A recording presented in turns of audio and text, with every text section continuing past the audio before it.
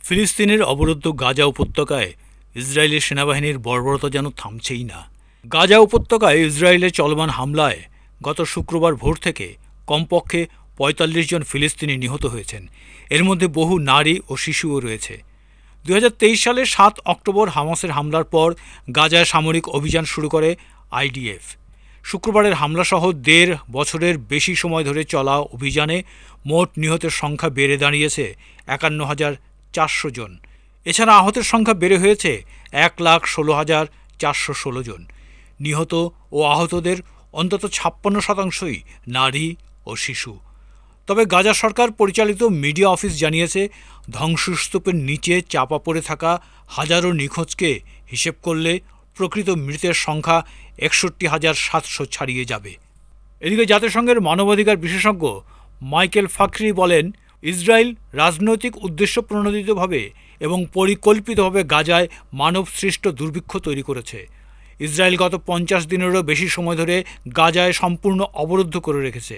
জাতিসংঘের বিশ্ব খাদ্য কর্মসূচি জানায়, গাজায় তাদের সব খাদ্য সহায়তার মজুদ সম্পূর্ণ শেষ হয়ে গেছে। বর্তমানে ১০ জনে ৯ জন অভ্যন্তরীণভাবে বাস্তুচ্যুত এবং তাদের অধিকাংশই চরম খাদ্য নিরাপত্তাহীনতায় ভুগছে। ২০২৩ সালের ৭ই অক্টোবর হামাসের নেতৃত্বাধীন হামলায় ইসরায়েলে অন্তত ১,১৩৯ জন নিহত এবং ২০০ জনেরও বেশি বন্দী হয়। এরপর থেকেই ইসরায়েলের প্রতিক্রিয়ায় গাজা রূপ নিয়েছে এক অবরুদ্ধ মৃত্যু উপত্যকায়। চলমান যুদ্ধবিরতির চেষ্টার অংশ হিসেবে ২০২৪ সালের ১৯ জানুয়ারি ইসরায়েল গাজায় যুদ্ধবিরতির ঘোষণা দিলেও মার্চের মাঝামাঝিতে জিম্মিদের মুক্তি ও বিনিময় কারাবন্দী ফিলিস্তিনিদের মুক্তি নিয়ে মতানৈক্য তৈরি হলে ফের শুরু হয় বিমান হামলা।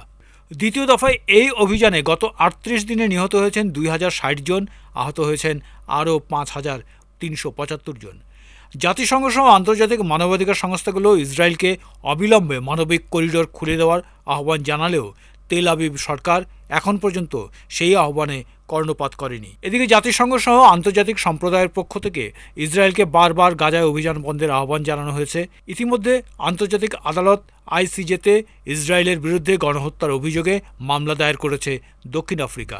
তবে ইসরায়েলের প্রধানমন্ত্রী বেনিয়ামিন নেতানিয়াহু পরিষ্কারভাবে জানিয়ে দিয়েছেন, হামাসকে সম্পূর্ণ ধ্বংস না করা এবং জিম্মিদের মুক্ত না করা পর্যন্ত অভিযান থামবে না।